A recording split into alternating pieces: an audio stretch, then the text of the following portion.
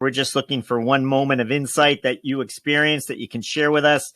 Reveals how finance plays a strategic role in business. What comes to mind when we ask for a finance strategic moment?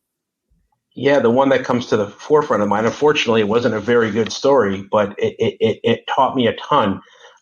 This was in about 2008 to 2009, and it really had very little to do with the financial crisis. I had moved from GE Capital to another part of the company. And within the first couple months in that role, I realized that we had a pretty material issue on the balance sheet, very material issue, large enough to have attention from headquarters and the SEC at one point. And that was a really tough time. It was an old business that had been around for 100 years.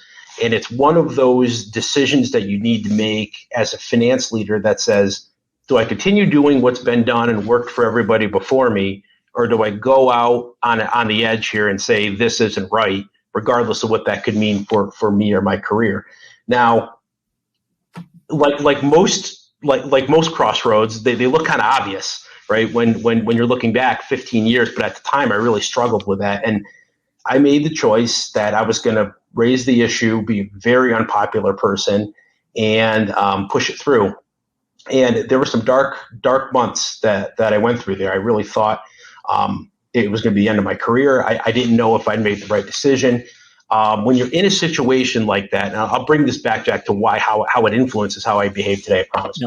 Yeah. When I look back at that, I felt very lonely.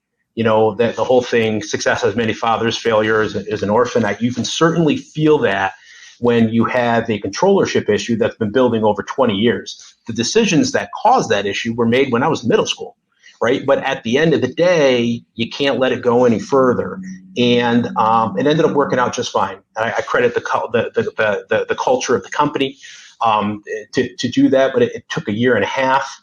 And what that taught me was you need to put the numbers aside sometimes, put the career aside, and you need to go in and say, morally, what should I be doing here? What does my gut tell me is the right thing? And once you've had that conversation with yourself, you need to stay the course.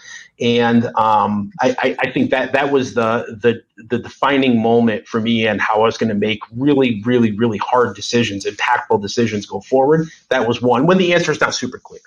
And I think the second thing is, as I've set up control infrastructures after, seeing that experience, it's really, really good.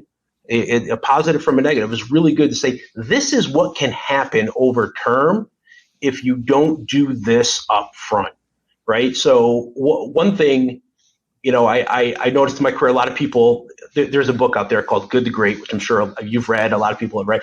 And there's one thing about studying success that I think will teach you one thing, but you really need to look at failure too, right? Not just looking at who did it well.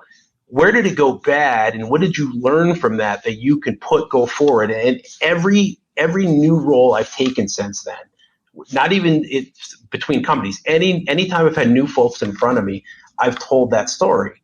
And one thing that I say is, on my team and the culture that I'm going to be a part of, that I'm going to drive, is always going to reward the person who would stand up when it's difficult.